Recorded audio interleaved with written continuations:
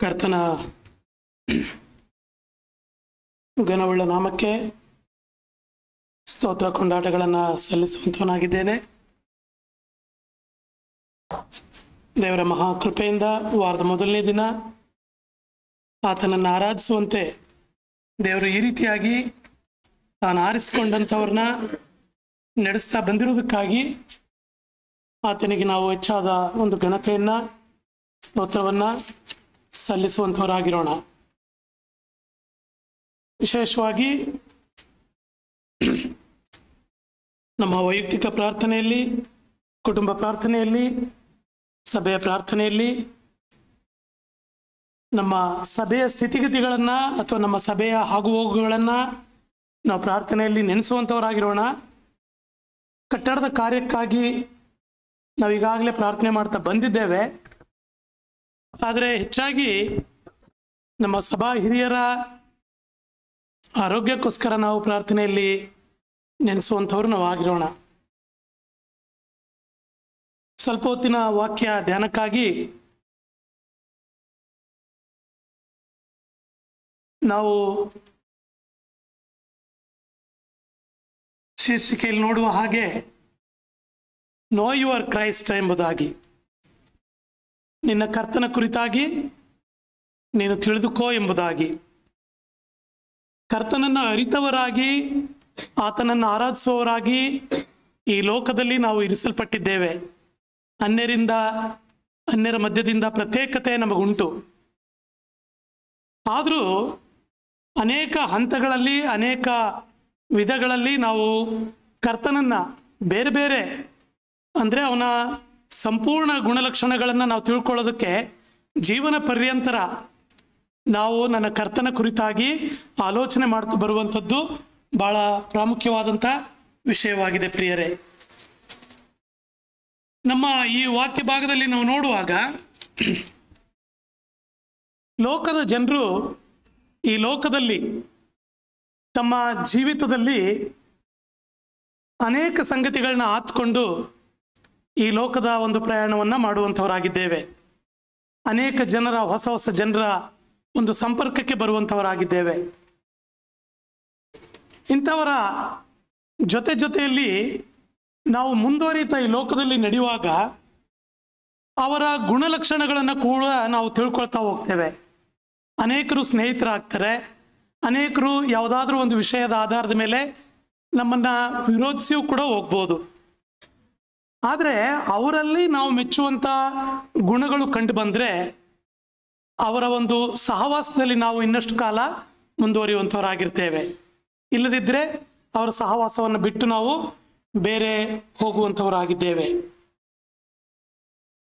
ಈ ಲೋಕದಲ್ಲಿ ಅನೇಕ ಸಂಗತಿಗಳನ್ನ ನಾವು ಬಯಸಿ ನಾವು ಆರಿಸಿಕೊಳ್ಳುವಂಥವರಾಗಿದ್ದೇವೆ.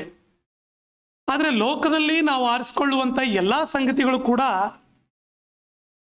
ನಮಗೆ ಭಕ್ತಿಯನ್ನು ವೃದ್ಧಿ ಮಾಡುವಂತಹ ಸಂಗತಿಗಳಾಗಿರೋದಿಲ್ಲ. ಅವುಗಳಲ್ಲಿ ನಮ್ಮ ಭಕ್ತಿಗೆ, ನಮ್ಮ ಆತ್ಮಿಕತೆಗೆ ಪ್ರೇರಣೆಯನ್ನು ಕೊಡುವಂಥ ಸಂಗತಿಗಳನ್ನು ನಾವು ಆತ್ಕೊಳ್ಳುವಂಥವರಾಗಿರ್ತೇವೆ. ಭಕ್ತಿಯನ್ನು ವೃದ್ಧಿ ಮಾಡದೇ ಇರುವಂಥ ಯಾವುದೇ ಸಂಗತಿ ಇದ್ರೂ ಕೂಡ ಅದನ್ನು ನಾವು ವಿಸರ್ಜಿಸಿ ಮುಂದೆ ಹೋಗ್ಬೇಕಾಗ್ತದೆ ಪ್ರಿಯರೇ. ದುಸ್ಸಹವಾಸವು ಸದಾಚಾರವನ್ನು ಕೆಡಿಸ್ತದೆ ಎಂಬುದಾಗಿ ನಾವು ವಾಕ್ಯ ಭಾಗದಲ್ಲಿ ನೋಡ್ತೇವೆ.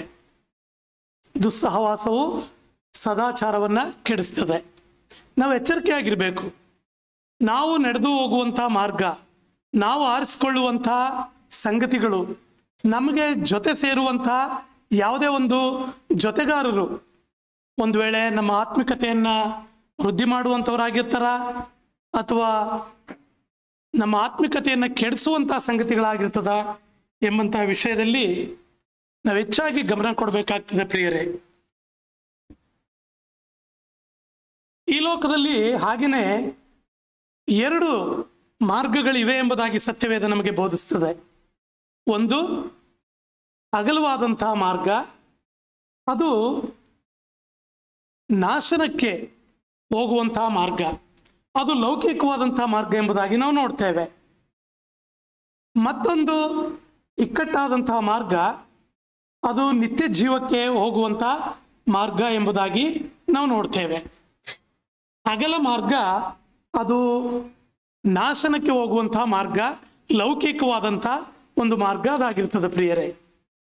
ಆದರೆ ಇಕ್ಕಟ್ಟಾದ ಮಾರ್ಗ, ಅದು ಕಷ್ಟ ಸಂಕಟಗಳ ಮಾರ್ಗ, ಅದು ನಿಂದ ಅಪಮಾನಗಳನ್ನು ಒಂದು ವೇಳೆ ನಮಗೆ ತರಬಹುದು, ತಿರಸ್ಕಾರ ಬರಬಹುದು, ಆದರೆ ಅದು ನಿತ್ಯ ಜೀವಕ್ಕೆ ನಮ್ಮನ್ನು ನಡೆಸುವಂಥ ಮಾರ್ಗ, ಕರ್ತನಾದ ಯೇಸು ಕ್ರಿಸ್ತನು ನಡೆದಂಥ ಮಾರ್ಗ ಅದಾಗಿರ್ತದೆ ಪ್ರಿಯರೇ. ಅದು ಶಿಲುಬೆಯ ಮಾರ್ಗ ಅದಾಗಿರ್ತದೆ. ನಾವು ಆ ಮಾರ್ಗದಲ್ಲಿ ಹೋಗುವಾಗ ಅದರ ಒಂದು ಗುರಿ, ಆ ಗುರಿಯನ್ನು ನಾವು ಮುಂದಾಗಿ ಅರಿತಿರೋದ್ರಿಂದ, ಅದು ಪರಲೋಕ ಮಾರ್ಗ ಅದಾಗಿರೋದ್ರಿಂದ ಕಷ್ಟ ಸಂಕಟಗಳಿಗೆ ಅಂಜಿ, ಲೋಕದ ನಿಂದೆಗಳಿಗೆ ಅಂಜಿ ಒಂದು ವೇಳೆ ನಾವು ನಮ್ಮ ಶಿಲುಬೆಯನ್ನು ಅರ್ಧಕ್ಕೆ ಬಿಟ್ಟು ಹಿಂದಕ್ಕೆ ಓಡುವುದು ಅಥವಾ ಹಿಂತಿರುಗುವುದು ತರವಲ್ಲ ಪ್ರಿಯರೇ. ಹಿಂತಿರುಗೇನು ನಾನು ಎಂಬುದಾಗಿ ನಾವು ಹಾಡ್ತಾ ಬರ್ತೇವೆ. ಆದ್ದರಿಂದ ನಾವು ಎಚ್ಚರಿಕೆಯಾಗಿ ನಾವು ಈ ಲೋಕದ ಯಾತ್ರೆಯಲ್ಲಿ ನಾವು ಮುಂದುವರಿಬೇಕಾಗಿದೆ ಪ್ರಿಯರೇ. ನಾವು ನಮ್ಮ ವಾಕ್ಯದಾನಕ್ಕೋಸ್ಕರ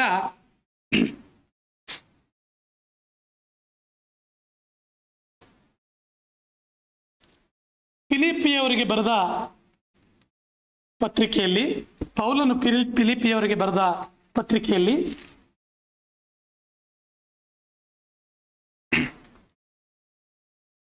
3ನೇ ಅಧ್ಯಾಯ 8ನೇ ವಚನವನ್ನು ನಾವು ನೋಡ್ತೇವೆ.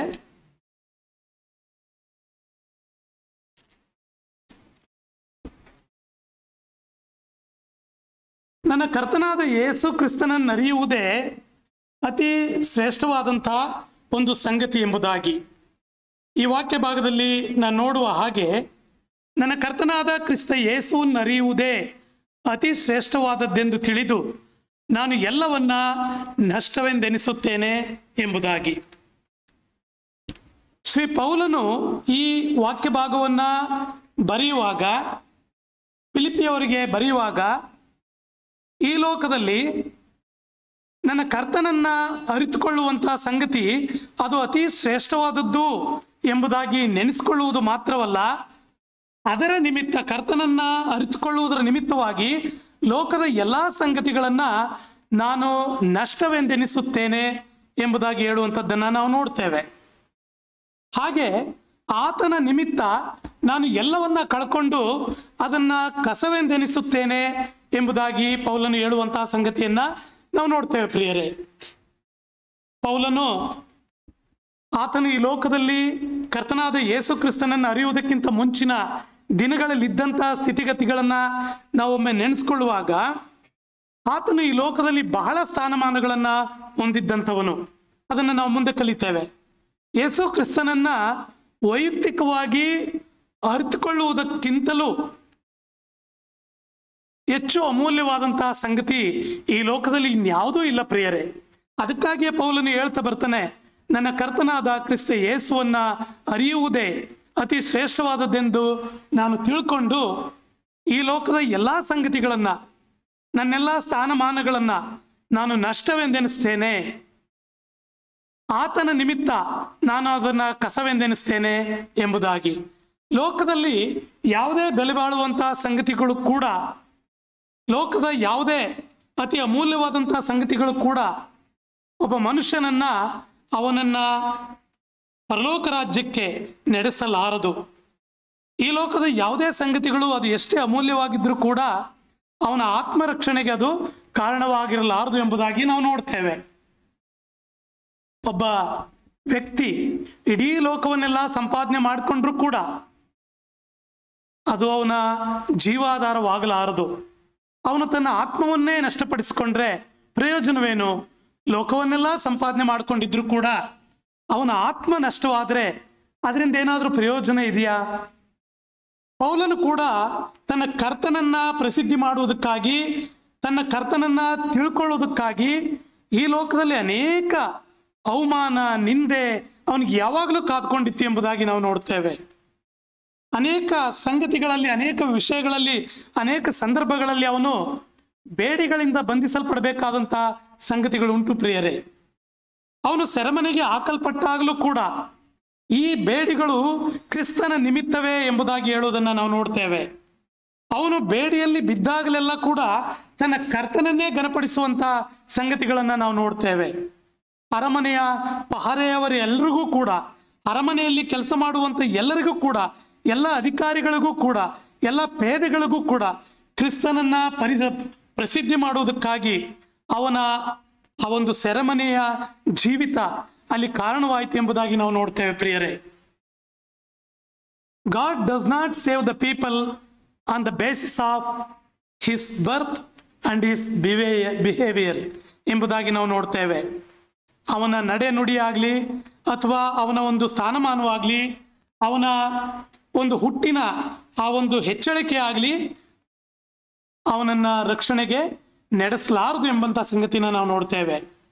ಫಿಲಿಪ್ಪಿಯವರಿಗೆ ಬರೆದಂಥ ಆ 3ನೇ ಅಧ್ಯಾಯದಲ್ಲಿ 5 ಮತ್ತು 6ನೇ ವಚನದಲ್ಲಿ ನಾನು ನೋಡ್ತೇನೆ, ಪೌಲನು 5 ಮತ್ತು 6ನೇ ವಚನ ಭಾಗದಲ್ಲಿ ಪೌಲನು ಅವನ ಒಂದು ಹುಟ್ಟಿನಿಂದ ಅವನು ಇಸ್ರಾಯೇಲ್ ವಂಶದವನು, ಹುಟ್ಟಿದ 8ನೇ ದಿನದಲ್ಲಿ ಸುನ್ನತಿ ಮಾಡಿಸಿಕೊಂಡಂಥವನು, ಅವನು ಬೆನ್ಯಾಮೀನ್ ಕುಲದವನು ಮತ್ತು ಇಬ್ರಿಯನು ಎಂಬುದಾಗಿ ಮತ್ತು ಅವನು ಫರಿಸಾಯನು ಎಂಬುದಾಗಿ ನಾವು ನೋಡ್ತೇವೆ.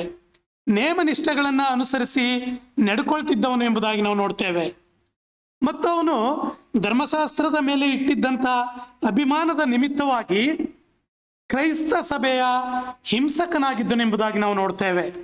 ಕ್ರಿಸ್ತ ಮಾರ್ಗವನ್ನ ದ್ವೇಷಿಸುವಂಥವನು ಅವನಾಗಿದ್ದನು. ಯಾಕೆ? ಅವನು ಧರ್ಮಶಾಸ್ತ್ರದಲ್ಲಿ ಅಭಿಮಾನಿಯಾಗಿದ್ದರಿಂದ, ಧರ್ಮಶಾಸ್ತ್ರದ ಮೂಲಕವಾಗಿ ಪ್ರಕಟಿಸಲ್ಪಟ್ಟಿದ್ದಂಥ ಮೋಶೆ ಧರ್ಮಶಾಸ್ತ್ರದ ಮೂಲಕವಾಗಿ ಪ್ರಕಟ ಮಾಡಿದಂಥ ಒಬ್ಬನೇ ದೇವರನ್ನು ಅವನು ಆರಾಧನೆ ಮಾಡುವಂಥವನಾಗಿದ್ದರಿಂದ ಅವನು ಕ್ರಿಸ್ತ ಮಾರ್ಗವನ್ನ, ಕ್ರೈಸ್ತ ಸಭೆಯನ್ನ ಹಿಂಸಿಸುವಂಥವನು, ದ್ವೇಷಿಸುವಂಥವನು ಅವನಾಗಿದ್ನು. ಅವನು ಅಂಥ ಒಂದು ಧರ್ಮಶಾಸ್ತ್ರವನ್ನೆಲ್ಲ ಅನುಸರಿಸಿ ನಡ್ಕೊಳ್ತಾ ಇದ್ದದರ ನಿಮಿತ್ತ ಅವನು ಆ ಧರ್ಮಶಾಸ್ತ್ರದ ಆಧಾರದ ಮೇಲೆ ನೋಡೋದಾದ್ರೆ ಅವನು ನಿರ್ದೋಷಿಯಾಗಿದ್ದನು ಎಂಬುದಾಗಿ ನಾವು ನೋಡ್ತೇವೆ. ಇಂಥ ಒಂದು ಜೀವನ ಶೈಲಿ ಅವನದಾಗಿತ್ತು ಪ್ರಿಯರೇ. ಇಬ್ರಿಯನು ದೇವರಿಂದ ವಾಗ್ದಾನ ಮಾಡಲ್ಪಟ್ಟ ರೀತಿಯಲ್ಲಿ ಅವನು ಈ ಲೋಕದಲ್ಲಿ ಇಸ್ರೇಲ್ ವಂಶದವನು ಅವನಾಗಿದ್ದನು. ಮತ್ತು ಅದೇ 3ನೇ ಅಧ್ಯಾಯದ 7ನೇ ವಚನದಲ್ಲಿ ನಾವು ನೋಡ್ತೇವೆ, ಆದರೆ ಈ ಎಲ್ಲ ಮೇಲುಗಳನ್ನ, ಈ ಎಲ್ಲ ಸ್ಥಾನಮಾನವನ್ನ ಆತನು ನನಗೆ ಲಾಭವಾಗಿದ್ದಂಥವುಗಳು, ಇವೆಲ್ಲವೂ ನನಗೆ ಲಾಭವಾಗಿದ್ದಂತಹ ಸಂಗತಿಗಳು, ಆದರೆ ಕ್ರಿಸ್ತನ ನಿಮಿತ್ತ ನನಗೆ ಲಾಭವಾಗಿದ್ದಂಥವುಗಳನ್ನ ನಾನು ನಷ್ಟವೆಂದೆನಿಸಿದ್ದೇನೆ ಎಂಬುದಾಗಿ ಪೌಲನು ಹೇಳುವಂಥದ್ದನ್ನು ನಾವು ನೋಡ್ತೇವೆ ಪ್ರಿಯರೇ. ಕ್ರಿಸ್ತನ ನಿಮಿತ್ತ ಈ ಎಲ್ಲ ಮೇಲುಗಳನ್ನ, ಈ ಎಲ್ಲ ಸ್ಥಾನಮಾನಗಳನ್ನ ನಾನು ನಷ್ಟವೆಂದೆನಿಸಿದ್ದೇನೆ ಎಂಬುದಾಗಿ ಹೇಳುವಂಥದ್ದನ್ನು ನಾವು ನೋಡ್ತೇವೆ ಪ್ರಿಯರೇ. ಎಲ್ಲವನ್ನ ಅವನು ಅಲಕ್ಷ್ಯ ಮಾಡ್ತಾನೆ, ತನ್ನೆಲ್ಲ ಸ್ಥಾನಮಾನಗಳನ್ನ ಬಿಡುವುದಕ್ಕೆ ಅವನು ಸಿದ್ಧನಾಗ್ತಾನೆ. ಯಾರಿಗೋಸ್ಕರ? ಕ್ರಿಸ್ತನನ್ನ ಸಂಪಾದನೆ ಮಾಡಿಕೊಳ್ಳುವುದಕ್ಕೋಸ್ಕರ, ಕ್ರಿಸ್ತನನ್ನ ಪ್ರಸಿದ್ಧಿ ಮಾಡುವುದಕ್ಕೋಸ್ಕರ. ಹೇಗಿದೆ ಪ್ರಿಯರೇ ನಮ್ಮ ಜೀವನ? ನಮ್ಮ ಕ್ರಿಸ್ತಿಯ ಜೀವತೆ ಹೇಗಿದೆ? ಈ ಲೋಕದಲ್ಲಿ ಕರ್ತನಾದ ಯೇಸು ಕ್ರಿಸ್ತನನ್ನ ನಂಬಿದವರಾಗಿ ನಾವು ಈ ಲೋಕದಲ್ಲಿ ನಡೀತಾ ಇದ್ದೇವೆ. ಒಂದು ವೇಳೆ ಕ್ರಿಸ್ತನಿಗೋಸ್ಕರ, ಆ ಸಮಯಕ್ಕೋಸ್ಕರ, ಕ್ರಿಸ್ತನನ್ನ ಪ್ರಸಿದ್ಧಿ ಮಾಡೋದಕ್ಕೋಸ್ಕರ ಈ ಲೋಕದ ಸಂಗತಿಗಳನ್ನ ನಾವು ಒಂದು ವೇಳೆ ಬದಿಗಿಡ್ತಾ ಇದ್ದೇವಾ? ಈ ಲೋಕದ ಒಂದು ವೇಳೆ ಸ್ಥಾನಮಾನಗಳನ್ನ ಒಂದು ವೇಳೆ ಕ್ರಿಸ್ತನೋ ಅಥವಾ ಈ ಲೋಕವೋ ಎಂಬುದಾಗಿ ಆಯ್ಕೆ ನಮ್ಮ ಮುಂದೆ ಬರುವಾಗ ನಾವು ಎಂಥ ಉನ್ನತ ಸ್ಥಿತಿ, ಎಂಥ ಉನ್ನತ ಸ್ಥಾನಮಾನ ಆದರೂ ಕೂಡ ಕ್ರಿಸ್ತನಿಗೋಸ್ಕರ ಅದನ್ನು ನಾವು ಬಿಟ್ಟು ಬಿಡೋದಕ್ಕೆ, ಅದನ್ನು ಕಳ್ಕೊಳ್ಳೋದಕ್ಕೆ ನಾವು ಸಿದ್ಧರಾಗಿದ್ದೇವಾ ಎಂಬಂಥ ಒಂದು ಪರೀಕ್ಷೆಯನ್ನು ನಾವು ಮಾಡ್ಕೊಳ್ಬೇಕಾಗಿದೆ ಪ್ರಿಯರೇ. ಒಂದು ದೋಣಿ, ಒಂದು ಸಮುದ್ರದಲ್ಲಿ ಒಂದು ದೋಣಿ ಅದು ತನ್ನ ಪ್ರಯಾಣದ ಒಂದು ಮಾರ್ಗದಲ್ಲಿ ಬಹಳ ಒಂದು ದೊಡ್ಡ ಬಿರುಗಾಳಿಗೆ ಅದು ಸಿಕ್ಕಿಕೊಳ್ತದೆ ಪ್ರಿಯರೇ. ಬಿರುಗಾಳಿಗೆ ಸಿಕ್ಕಿಕೊಂಡಾಗ ಅದು ದೋಣಿ ಆ ಬಿರುಗಾಳಿಯಿಂದ ಬಡಿಯಲ್ಪಟ್ಟು ಇನ್ನೇನೋ ಮುಳುಗಿ ಹೋಗುವಂತ ಒಂದು ಸ್ಥಿತಿಗೆ ಅದು ಬರ್ತದೆ ಪ್ರಿಯರೇ. ದೋಣಿಯಲ್ಲಿರುವಂತಹ ಪ್ರಯಾಣಿಕರು ತಮ್ಮ ಪ್ರಾಣ ರಕ್ಷಣೆಗೋಸ್ಕರ ಆ ದೋಣಿಯಲ್ಲಿ ಅವರು ಪ್ರಯಾಸ ಪಡಬೇಕಾಗಿ ಬರ್ತದೆ ಪ್ರಿಯರೇ. ಒಂದು ವೇಳೆ ಆ ದೋಣಿಯಲ್ಲಿ ಅಲ್ಲಿರುವಂಥ ಪ್ರಯಾಣಿಕರ ಅತಿ ಅಮೂಲ್ಯವಾದಂಥ ವಸ್ತುಗಳನ್ನು ಕೂಡ ಅವರು ಸಾಗಿಸ್ಕೊಂಡು ಹೋಗ್ತಾ ಇರ್ತಾರೆ ಪ್ರಿಯರೇ. ಅವರ ಜೀವನವನ್ನು ಅವರು ಸಾಗಿಸ್ಕೊಂಡು ಹೋಗ್ತಾ ಇರ್ತಾರೆ. ಅತಿ ಅಮೂಲ್ಯವಾದಂಥ ವಸ್ತುಗಳನ್ನು ಅವರು ಆ ದೋಣಿಯಲ್ಲಿ ಸಾಗಿಸ್ಕೊಂಡು ಹೋಗ್ತಾ ಇರ್ತಾರೆ ಪ್ರಿಯರೇ. ಆದರೆ ಒದಗಿ ಬಂದಂಥ ಆ ಒಂದು ಇಕ್ಕಟ್ಟಿನ ಸಂದರ್ಭದಲ್ಲಿ ಅವರ ಪ್ರಾಣವನ್ನು ಉಳಿಸ್ಕೊಳ್ಬೇಕಾದಂಥ ಒಂದು ಏಕೈಕ ಒಂದು ಸ್ಥಿತಿ ಅವರಿಗೆ ಬಂದಾಗ ಅವರು ಆ ದೋಣಿಯಲ್ಲಿರುವಂಥ ಅಮೂಲ್ಯವಾದಂಥ ಬೆಲೆ ಬಾಳುವಂಥ ಅನೇಕ ವಸ್ತುಗಳ ಒಂದು ಆಶೆಯನ್ನು ಅವರು ಬಿಡಬೇಕಾಗ್ತದೆ. ಈ ಅಮೂಲ್ಯ ವಸ್ತುಗಳನ್ನು ಉಳಿಸ್ಕೊಳ್ಬೇಕೋ ಅಥವಾ ತಮ್ಮ ಪ್ರಾಣವನ್ನು ಉಳಿಸ್ಕೊಳ್ಬೇಕೋ ಎಂಬಂಥ ಆಯ್ಕೆ ಅವರ ಮುಂದೆ ಬರುವಾಗ ನಿಜವಾಗಿ ಆ ಪ್ರಿಯರೇ, ಆ ಜನರು ತಮ್ಮ ಅಮೂಲ್ಯವಾದಂಥ ಪ್ರಾಣವನ್ನು ಉಳಿಸ್ಕೊಳ್ಳೋದಕ್ಕೆ ಮುಂದಾಗ್ತಾರೆ. ಆ ದೋಣಿಯಲ್ಲಿ ತಮಗೋಸ್ಕರ ಶೇಖರಿಸಿಕೊಂಡಿದ್ದಂಥ, ತಮಗೋಸ್ಕರ ಸಾಗಿಸಲ್ಪಡ್ತಿದ್ದಂಥ ಅಮೂಲ್ಯ ವಸ್ತುಗಳನ್ನು ಅವರು ನೀರಿನಲ್ಲಿ, ಸಮುದ್ರದಲ್ಲಿ ಅವರು ಬಿಸಾಕಬೇಕಾದಂಥ, ಎಸೆಯಬೇಕಾದಂಥ ಒಂದು ಪರಿಸ್ಥಿತಿ ಬರ್ತದೆ ಪ್ರಿಯರೇ. ದೋಣಿಯ ಭಾರವನ್ನು ಕಡಿಮೆ ಮಾಡಿ ಅದು ಸುರಕ್ಷಿತವಾಗಿ ಮುಂದೆ ಸಾಗೋದಕ್ಕೋಸ್ಕರ ಅನೇಕ ಭಾರವಾದಂಥ ಅಮೂಲ್ಯವಾದಂಥ ವಸ್ತುಗಳನ್ನು ಅವರು ನೀರಿನಲ್ಲಿ ಎಸೆದು ಅವರು ತಮ್ಮ ಅಮೂಲ್ಯವಾದಂಥ ಪ್ರಾಣಗಳನ್ನು ಅವರು ಉಳಿಸ್ಕೊಂಡಂಥ ಒಂದು ಸಂಗತಿಯನ್ನು ನಾವು ನೋಡ್ತೇವೆ ಪ್ರಿಯರೇ. ಹೀಗಿರುವಾಗ ಕರ್ತನ ಮುಂದೆ ನಮ್ಮನ್ನು ನಾವು ನಮ್ಮ ಆತ್ಮರಕ್ಷಣೆಗೋಸ್ಕರ ಈ ಲೋಕದ ಎಲ್ಲ ಸಂಗತಿಗಳನ್ನು ನಾವು ಕಸವೆಂದು, ಒಂದು ವೇಳೆ ನಾವು ಅದನ್ನು ನಷ್ಟವೆಂದು ಎಣಿಸಿ ನಾವು ಮುಂದೆ ಹೋಗಬೇಕಾದಂಥ ಒಂದು ಸ್ಥಿತಿ ಬರುವಾಗ ಪ್ರಿಯರೇ, ನಿಜವಾಗಿ ನಾವು ದುಃಖ ಪಡಬೇಕಾದಂಥ ಅಗತ್ಯತೆ ಇಲ್ಲ. ಯಾಕೆಂದರೆ ಕ್ರಿಸ್ತನಿಗೋಸ್ಕರ, ಕರ್ತನಿಗೋಸ್ಕರ, ನಾವು ಪರಲೋಕ ರಾಜ್ಯ ಸೇರುವುದಕ್ಕೋಸ್ಕರ, ಮುಖಾಮುಖಿಯಾಗಿ ಆತನನ್ನು ನೋಡುವ ಆ ದಿನಕ್ಕೋಸ್ಕರ, ನಮ್ಮ ಆತ್ಮರಕ್ಷಣೆಗಾಗಿ ಈ ಲೋಕದಲ್ಲಿ ಅನೇಕ ನಮಗೆ ಅಡ್ಡಿಯನ್ನುಂಟು ಮಾಡುವಂಥ ಎಲ್ಲ ಸಂಗತಿಗಳನ್ನು ನಾವು ತೆಗೆದು ಹಾಕಿ ನಾವು ಮುಂದೆ ಹೋಗಬೇಕಾದಂಥ ಒಂದು ಸ್ಥಿತಿ ಅದಾಗಿರ್ತದೆ ಪ್ರಿಯರೇ. ಯೇಸು ಕ್ರಿಸ್ತನು ಕೂಡ ಈ ಲೋಕದಲ್ಲಿರುವಾಗ ಅವನು 2 ಸಾಮ್ಯಗಳನ್ನು ಹೇಳ್ತಾ ಬರ್ತಾನೆ. ಮತ್ತಾಯನ ಬರೆದ ಸುವಾರ್ತೆ 13ನೇ ಅಧ್ಯಾಯದಲ್ಲಿ ನಾವು ನೋಡ್ತೇವೆ ಪ್ರಿಯರೇ, 45ರಿಂದ 48ನೇ ವಚನದಲ್ಲಿ ಬೆಲೆ ಬಾಳುವಂಥ ಮುತ್ತುಗಳನ್ನು ಹುಡುಕುವಂಥ ಒಬ್ಬ ವ್ಯಾಪಾರಸ್ಥನ ಕುರಿತಾಗಿ ನಾವು ನೋಡ್ತೇವೆ ಪ್ರಿಯರೇ. ಆ ವ್ಯಾಪಾರಸ್ಥನು ತನ್ನ ಆ ವ್ಯಾಪಾರದ ದಿನಮಾನಗಳಲ್ಲಿ ಒಂದು ಅಮೂಲ್ಯವಾದ ಮುತ್ತನ್ನು ಅವನು ಕಂಡುಕೊಳ್ಳುವಂಥವನಾಗಿದ್ದಾನೆ. ಆ ಅಮೂಲ್ಯವಾದಂಥ ಮುತ್ತಿನ ಬೆಲೆ ಅದು ಅತಿ ಹೆಚ್ಚಿನದ್ದೇ ಆಗಿರ್ತದೆ ಪ್ರಿಯರೇ. ಅವನು ಅದರ ಬೆಲೆಯನ್ನು ತಿಳ್ಕೊಂಡು, ಅದು ಅಮೂಲ್ಯವಾದದ್ದಂತ ತಿಳ್ಕೊಂಡು, ಆದರೆ ತನ್ನ ಜೀವಮಾನದಲ್ಲಿ ಅದನ್ನು ಕೊಂಡ್ಕೊಳ್ಳೋದಕ್ಕೆ ಸಲುವಾಗಿ, ಅಮೂಲ್ಯ ಮುತ್ತನ್ನು ಪಡ್ಕೊಳ್ಳೋದಕ್ಕೆ ಸಲುವಾಗಿ ತನ್ನ ಜೀವಮಾನವನ್ನೆಲ್ಲ ಮಾರಿ ಅಮೂಲ್ಯವಾದಂಥ ಒಂದು ಮುತ್ತನ್ನು ಅವನು ಕೊಂಡುಕೊಳ್ಳೋದನ್ನು ನಾವು ನೋಡ್ತೇವೆ ಪ್ರಿಯರೇ. ಕರ್ತನಾದ ಯೇಸು ಕ್ರಿಸ್ತನು ತಾನೇ, ಪರಲೋಕ ರಾಜ್ಯ ತಾನೇ, ನಮ್ಮ ಆತ್ಮ ರಕ್ಷಣೆ ತಾನೇ ಆ ಅಮೂಲ್ಯ ಮುತ್ತಾಗಿದೆ ಪ್ರಿಯರೇ. ಅದನ್ನು ನಾವು ಪಡ್ಕೊಳ್ಳೋದಕ್ಕೆ ಸಲುವಾಗಿ, ಅದನ್ನು ಹೊಂದ್ಕೊಳ್ಳೋದಕ್ಕೆ ಸಲುವಾಗಿ ಲೋಕದಲ್ಲಿ ಒಂದು ವೇಳೆ ನಾವೆಲ್ಲ ಬೆಲೆ ಬಾಳುವಂಥ, ಲೌಕಿಕ ದೃಷ್ಟಿಯಲ್ಲಿ ಬೆಲೆ ಬಾಳುವಂಥ ಎಲ್ಲ ಸಂಗತಿಗಳನ್ನು ನಾವು ನಷ್ಟವೆಂದು ಎಣಿಸಬೇಕಾಗ್ತದೆ ಪ್ರಿಯರೇ.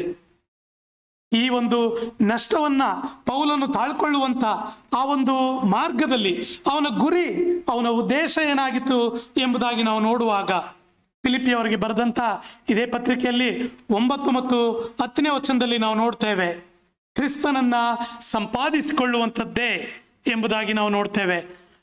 ಇದರಲ್ಲಿ ನನ್ನ ಉದ್ದೇಶವೇನೆಂದರೆ, ನಾನು ಕ್ರಿಸ್ತನನ್ನು ಸಂಪಾದಿಸಿಕೊಂಡು ನೇಮನಿಷ್ಠೆಗಳ ಫಲವಾಗಿರುವ ಸ್ವನೀತಿಯನ್ನು ಆಶ್ರಯಿಸದೆ ಕ್ರಿಸ್ತನನ್ನು ನಂಬುವುದರಿಂದ ದೊರಕುವಂಥ, ಅಂದರೆ ಕ್ರಿಸ್ತನ ಮೇಲಿನ ನಂಬಿಕೆಯ ಆಧಾರದಿಂದ ದೇವರು ಕೊಡುವಂಥ ನೀತಿಯನ್ನೇ ಹೊಂದಿ ಕ್ರಿಸ್ತನಲ್ಲಿರುವವನಾಗಿ ಕಾಣಿಸಿಕೊಳ್ಳಬೇಕೆಂಬುದೇ ಎಂಬುದಾಗಿ, ಕ್ರಿಸ್ತನನ್ನ ಸಂಪಾದಿಸಿಕೊಳ್ಳಬೇಕು ಎಂಬುದಕ್ಕಾಗಿಯೂ ಸ್ವನೀತಿಯನ್ನ ನಾವು ಆಶ್ರಯಿಸಿಕೊಳ್ಳಬಾರದು ಎಂಬುದನ್ನು ಗ್ರಹಿಸಿಕೊಳ್ಳುವುದಕ್ಕಾಗಿಯೂ, ಮತ್ತು ಆತನ ಮರಣದ ವಿಷಯದಲ್ಲಿ ಆತನ ಸಾರೂಪ್ಯ ನಮ್ಮದಾಗಬೇಕೆಂಬುದಕ್ಕಾಗಿಯೂ, ಆತನಿಗೆ ಅನುರೂಪರು ನಾವು ಆಗಬೇಕೆಂಬುದಕ್ಕಾಗಿಯೂ ಆತನು ಎಲ್ಲ ಸಂಗತಿಗಳನ್ನ ನಷ್ಟವೆಂದು ಎಣಿಸುವಂಥದ್ದನ್ನು ನಾವು ನೋಡ್ತೇವೆ ಪ್ರಿಯರೇ.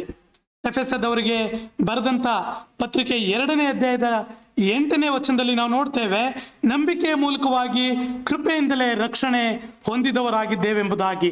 ನಮ್ಮ ಈ ಎಲ್ಲ ಒಂದು ವೇಳೆ ನಷ್ಟ ಅಥವಾ ಕಸ ಎಂಬುದಾಗಿ ಈ ತಿಳ್ಕೊಳ್ಬಹುದಾದಂಥ ಈ ಅಮೂಲ್ಯ ಸಂಗತಿಗಳಿಂದ ನಮಗೆ ರಕ್ಷಣೆ ಉಂಟಾಗಲಿಲ್ಲ ಪ್ರಿಯರೇ. ದೇವರ ಮೇಲಿನ ನಂಬಿಕೆಯಿಂದ, ಕೃಪೆಯಿಂದ ನಮಗೆ ರಕ್ಷಣೆ ಉಂಟಾಗಿದೆ ಪ್ರಿಯರೇ. ಈ ಅತ್ಯಂತ ವಿಶೇಷ ರಕ್ಷಣೆಯನ್ನ ನಾವು ಹಿಡ್ಕೊಳ್ಳೋದಕ್ಕಾಗಿ ಈ ಲೋಕದಲ್ಲಿ ಒಂದು ವೇಳೆ ಈ ಲೋಕದ ಎಲ್ಲಾ ಸಂಗತಿಗಳನ್ನ ಅದು ಎಷ್ಟೇ ಅಮೂಲ್ಯವಾಗಿದ್ರೂ ಕೂಡ ಅದು ನಮಗೆ ನಮ್ಮ ಆತ್ಮಿಕತೆಗೆ ಅಡ್ಡಿಯನ್ನುಂಟು ಮಾಡ್ತದೆ ಎಂಬುದಾಗಿದ್ರೆ ನಾವು ಅದನ್ನ ನಷ್ಟವೆಂದೆಣಿಸಿ ನಾವು ಮುಂದೆ ಹೋಗ್ಬೇಕಾಗಿದೆ ಪ್ರಿಯರೇ. ಯವನ ಪ್ರಾಯದಲ್ಲಿರುವಂತಹ ಮಕ್ಕಳು ಅಥವಾ ವಿವಿಧ ಒಂದು ವಯಸ್ಸಿನ ಅಂತರದಲ್ಲಿರುವಂತಹ ವಿಶ್ವಾಸಿಗಳಾದ ನಾವು ಕೂಡ ಒಂದ್ ವೇಳೆ ಯಾವ ಸ್ಥಿತಿಗತಿಗಳನ್ನ ದಾಟಿ ಹೋಗ್ತಾ ಇದ್ದೇವೆ, ಈ ಲೋಕದಲ್ಲಿ ಕ್ರಿಸ್ತನನ್ನು ಅರಿಯುವುದೇ ಶ್ರೇಷ್ಠವೆಂಬುದಾಗಿ ನಾವು ತಿಳ್ಕೊಂಡಿದ್ದೇವಾ, ಅಥವಾ ಈ ಲೋಕದ ಸ್ಥಾನಮಾನಗಳನ್ನ ಈ ಲೋಕದಲ್ಲಿರುವಂತಹ ಯಾವುದೇ ಉತ್ತಮವಾದಂತಹ ಸಂಗತಿಗಳೆನಿಸ್ಕೊಳ್ಳುವಂತಹ ವಸ್ತುಗಳನ್ನ, ದಿನಗಳನ್ನ ಅಥವಾ ಸ್ಥಾನಮಾನಗಳನ್ನ ಪಡ್ಕೊಳ್ಳೋದಕ್ಕಾಗಿ ಕ್ರಿಸ್ತನನ್ನ ನಾವು ಬದಿಗಿಡ್ತಾ ಇದ್ದೇವಾ, ಅಥವಾ ಕ್ರಿಸ್ತನಿಗೋಸ್ಕರ ನಾವು ಈ ಲೋಕದ ಸಂಗತಿಗಳನ್ನ ಬಿಟ್ಬಿಡೋದಕ್ಕೂ ಕೂಡ ಪ್ರಾಣವನ್ನಾದ್ರೂ ಕೂಡ ಹಾಗೆ ಮಾಡದಿದ್ರೆ ನಾವು ಪರಲೋಕ ರಾಜ್ಯಕ್ಕೆ ಸೇರಲಾರೆವು ಎಂಬುದಾಗಿ ನಾವು ನೋಡ್ತೇವೆ ಪ್ರಿಯರೇ. ನಮ್ಮ ಪ್ರಾಣವನ್ನು ಉಳಿಸ್ಕೊಳ್ಳೋದಕ್ಕಾಗಿ ನಾವು ಪ್ರಯಾಸ ಪಡೋದಾದ್ರೆ ನಿತ್ಯತ್ವಕ್ಕೆ ಅದನ್ನ ಕಳ್ಕೊಳ್ತೇವೆ. ಒಂದು ವೇಳೆ ಕ್ರಿಸ್ತನ ನಿಮಿತ್ತ ಪ್ರಾಣವನ್ನಾದ್ರೂ ನಾವು ಕಳ್ಕೊಳ್ಳುವಂತ ಒಂದು ಮನಸ್ಸು ನಮಗಿರೋದಾದ್ರೆ ನಾವು ಕ್ರಿಸ್ತನನ್ನ ಸಂಪಾದನೆ ಮಾಡ್ಕೊಳ್ತೇವೆ, ನಮ್ಮ ಆತ್ಮರಕ್ಷಣೆಯನ್ನ ನಾವು ಪಡ್ಕೊಳ್ಳುವಂಥವರಾಗಿದ್ದೇವೆ ಪ್ರಿಯರೇ. We need to decide what kind of righteousness we seeking ಎಂಬುದಾಗಿ ನಮ್ಮನ್ನು ನಾವು ಪರೀಕ್ಷೆ ಮಾಡ್ಕೊಳ್ಬೇಕಾಗಿದೆ ಪ್ರಿಯರೇ. Whether we depend on good works and good characters, ಒಂದು ವೇಳೆ ಉತ್ತಮವಾದಂತಹ ಸಂಗತಿಗಳನ್ನ ಮಾಡೋದ್ರ ಮೂಲಕ, ಸ್ವನೀತಿಯನ್ನು ಆತ್ಕೊಳ್ಳೋದ್ರ ಮೂಲಕ, ಅಥವಾ ಈ ಲೋಕದ ಸ್ಥಾನಮಾನಗಳನ್ನ ಪಡ್ಕೊಳ್ಳೋದ್ರ ಮೂಲಕ ನಾವು ನೀತಿಯನ್ನ ಪಡ್ಕೊಳ್ಳೋದಕ್ಕೆ ನಾವು ಪ್ರಯಾಸ ಮಾಡ್ತಾ ಇದ್ದೇವಾ, ಅಥವಾ ಒಬ್ಬನೇ ದೇವರಾಗಿರುವಂತಹ ಯೇಸು ಕ್ರಿಸ್ತನನ್ನ ನಮ್ಮ ಜೀವಿತದಲ್ಲಿ ಹೆಚ್ಚೆಚ್ಚಾಗಿ ತಿಳ್ಕೊಳ್ಳೋದ್ರ ಮೂಲಕ ನಾವು ಆ ನೀತಿಯನ್ನ ನಾವು ಹೊಂದ್ಕೊಳ್ಳೋದಕ್ಕಾಗಿ ಪ್ರಯಾಸ ಪಡ್ತಾ ಇದ್ದೇವಾ ಎಂಬುದನ್ನ ನಮ್ಮನ್ನು ನಾವು ಪರೀಕ್ಷೆ ಮಾಡ್ಕೊಳ್ಬೇಕಾಗಿದೆ ಪ್ರಿಯರೇ. ನಾವು ಹಾಗೆ 2ನೇ ಪೇತ್ರನ ಪತ್ರಿಕೆಯಲ್ಲಿ, ಪೌಲನು ಪೇತ್ರನಿಗೆ ಬರೆದಂತ 2ನೇ ಪತ್ರಿಕೆಯಲ್ಲಿ 1ನೇ ಅಧ್ಯಾಯ 10ನೇ ವಚನದಲ್ಲಿ ನಾವು ನೋಡ್ತೇವೆ. 2 ಪೇತ್ರ 1ನೇ ಅಧ್ಯಾಯ 10ನೇ ವಚನದಲ್ಲಿ, ಆದುದರಿಂದ ಸಹೋದರರೇ, ದೇವರು ನಿಮ್ಮನ್ನು ಕರೆದದ್ದನ್ನು ಆದುಕೊಂಡದ್ದನ್ನು ದೃಢಪಡಿಸಿಕೊಳ್ಳುವುದಕ್ಕೆ ಮತ್ತಷ್ಟು ಪ್ರಯಾಸ ಪಡಿರಿ ಎಂಬುದಾಗಿ, ಹೀಗೆ ನೀವು ಮಾಡಿದರೆ ಎಂದಿಗೂ ಎಡುವುದಿಲ್ಲ ಎಂಬುದಾಗಿ ನಾವು ವಾಕ್ಯ ಭಾಗದಲ್ಲಿ ನೋಡ್ತೇವೆ ಪ್ರಿಯರೇ. ದೇವರು ನಮ್ಮನ್ನ ಕರೆದದ್ದನ್ನ ಅಥವಾ ದೇವರು ನಮ್ಮನ್ನು ಆರಿಸಿಕೊಂಡದ್ದನ್ನ ದೃಢಪಡಿಸಿಕೊಳ್ಳುವುದಕ್ಕೋಸ್ಕರ ನಾವು ಮತ್ತಷ್ಟು ಪ್ರಯಾಸ ಪಡಬೇಕೆಂಬುದಾಗಿ ನಮಗೆ ಪೌಲನು ಒತ್ತಾಯಪಡಿಸುವಂಥದ್ದನ್ನ ನಾವು ನೋಡ್ತೇವೆ ಪ್ರಿಯರೇ. ಹೀಗೆ ನೀವು ಮಾಡಿದರೆ ಎಂದಿಗೂ ಎಡುವುದಿಲ್ಲ ಎಂಬುದಾಗಿ ಆತನು ನಮಗೆ ತಿಳಿಸಿ ಹೇಳುವಂಥವನಾಗಿದ್ದಾನೆ. ನಾವು ಎಡುವಬಾರ್ದು, ನಾವು ಬಿದ್ದೋಗ್ಬಾರ್ದು, ನಾವು ಸೋತು ಹೋಗ್ಬಾರ್ದು, ನಾವು ಹಿಂಜರಿದು ಹೋಗ್ಬಾರ್ದು ಎಂಬುದು ಪೌಲನು ಈ ಪತ್ರಿಕೆ ಮೂಲಕವಾಗಿ ನಮಗೆ ತಿಳಿಸ್ಕೊಡುವಂತ ಒಂದು ಆತ್ಮಿಕ ಸತ್ಯಾರ್ಥವಾಗಿದೆ ಪ್ರಿಯರೇ. ನಾವು ಕರೆಯಲ್ಪಟ್ಟವರಾಗಿದ್ದೇವೆ. ಲೋಕದಲ್ಲಿರುವಂತ ಆ ಹ್ಯೂಜ್ ಕ್ರೌಡ್ನಿಂದ ದೇವರು ನಮ್ಮನ್ನು ಆರಿಸಿಕೊಂಡಿದ್ದಾನೆ, ನಮ್ಮನ್ನು ಕರೆದಿದ್ದಾನೆ. ಆ ಸೊದೋಮ್ ಗೊಮೋರ ಪಟ್ಟಣದಿಂದ ಆ ಲೋಟನನ್ನ ಮತ್ತು ಅವನ ಕುಟುಂಬವನ್ನ ಹೊರಗೆ ಕರೆದುಕೊಂಡು ಬಂದ ರೀತಿಯಲ್ಲಿ ನೀತಿವಂತನಾದ ಲೋಟನು, ಅವನು ಆ ಸೊದೋಮ್ ಗೊಮೋರ ಪಟ್ಟಣದ ಆ ಜನರ ಸ್ಥಿತಿಗತಿಗಳಿಗೆ ತನ್ನ ಮನಸ್ಸಿನಲ್ಲಿ ಅವನು ಕರಕರೆಗೊಂಡವನಾಗಿದ್ದನು. ಅಲ್ಲಿ ಒಂದು ವೇಳೆ ಅವನು ಆ ಸ್ಥಳಕ್ಕೆ ತಾನೇ ಇಷ್ಟಪಟ್ಟು ಹೋದದ್ದು, ಅವನು ಕಣ್ಣೆತ್ತಿ ನೋಡಿದಾಗ ಸೊದೋಮ್ ಗೊಮೋರ ಆ ಸೀಮೆಯ ಆ ಒಂದು ಹೊಲ ಅಥವಾ ಆ ಒಂದು ಸೀಮೆ ಅದು ಎದೇನು ಒಣದಂತೆ ಅದು ಕಂಗೊಳಿಸ್ತಾ ಇತ್ತು ಎಂಬುದಾಗಿ ನಾವು ನೋಡ್ತೇವೆ. ಅವನು ಆ ಅಬ್ರಹಾಮನನ್ನ ಬಿಟ್ಟು ಆ ಸ್ಥಳವನ್ನ ಆರಿಸಿಕೊಂಡು ಹೋದನು. ಆದರೆ ಆ ದೇಶದೊಳಗೆ ಅವನು ಒಂದು ಶಾಶ್ವತ ಒಂದು ವಾಸಸ್ಥಳದಂತೆ ನಿವಾಸಿಯಾಗಿ ಸೇರ್ಕೊಂಡು, ಆಗ ಗೊತ್ತಾಗುವಾಗ ಅಲ್ಲಿದ್ದಂತಹ ಸ್ಥಿತಿಗತಿಗಳನ್ನು ನೋಡಿ ಅವನು ತನ್ನ ನೀತಿಯುಳ್ಳ ಹೃದಯದಲ್ಲಿ ಕರಕರೆ ಉಳ್ಳವನಾಗಿದ್ನು ಎಂಬುದಾಗಿ ನಾವು ನೋಡ್ತೇವೆ. ಅದರ ಮೇಲೆ ದೇವರು ಆ ನ್ಯಾಯ ತೀರ್ಪನ್ನು ಬರಮಾಡುವಾಗ ಬೆಂಕಿ ಗಂಧಕಗಳಿರುವ ಒಂದು ಬೆಂಕಿಯನ್ನ ಅದರ ಮೇಲೆ ಸುರಿಸಲಿಕ್ಕಿರುವಾಗ ತಾನು ಇಷ್ಟಪಟ್ಟಿರುವಂತ ಆ ನಂಬಿಕಸ್ಥನಾದಂಥ ನೀತಿವಂತನಾದಂಥ ಆ ಲೋಟನನ್ನ ಕುಟುಂಬ ಸಮೇತವಾಗಿ ಪಾರು ಮಾಡುವುದಕ್ಕೆ ದೇವರು ನಿರ್ಣಯಿಸುವಂತವನಾಗಿದ್ದಾನೆ ಪ್ರಿಯರೇ. ಅವರನ್ನ ಬಲವಂತವಾಗಿ ಆದರೂ ಕೂಡ ಆ ಊರಿನಿಂದ ಹೊರಗೆ ತಂದು ಬಿಡುವಂತವನಾಗಿದ್ದಾನೆ ಪ್ರಿಯರೇ. ಅಂತಹ ಸ್ಥಿತಿಯಲ್ಲಿ ಅವರು ಕೇಳ್ಕೊಂಡ ರೀತಿಯಲ್ಲಿ ದೂರದ ಆ ಒಂದು ಬೆಟ್ಟದ ಸೀಮೆಗೆ ಓಡೋಗೋದಕ್ಕೆ ಬದಲಾಗಿ ಆ ಹತ್ತಿರದಲ್ಲಿರುವಂಥ ಚೋಗೋರ್ ಎಂಬ ಆ ಪಟ್ಟಣಕ್ಕೆ ಅವನು ಕೇಳ್ಕೊಳ್ಳುವಾಗ ಅದಕ್ಕೂ ಸಮ್ಮತಿಸುವಂತವನಾಗಿದ್ದಾನೆ. ಆ ಊರನ್ನ ಲೋಟನ ಕುಟುಂಬಕ್ಕೋಸ್ಕರ ನಾಶ ಮಾಡದೆ ಉಳಿಸುವಂಥದ್ದನ್ನ ನಾವು ನೋಡ್ತೇವೆ. ಆದ್ರೆ ಲೋಟನ ಹೆಂಡತಿ ಏನು ಮಾಡಿದ್ಲು? ಆಕೆ ಅಲ್ಲಿ ಹಿಂತಿರುಗಿ ನೋಡಿದಳು. ಬೆಂಕಿ, ಪರಲೋಕದಿಂದ ಬೆಂಕಿ ಬಿದ್ದು ಆ ಊರು ಸುಟ್ಟು ಹೋಗುವಂತ ಸಂಗತಿಯನ್ನ ಹಿಂತಿರುಗಿ ನೋಡಿದಳು.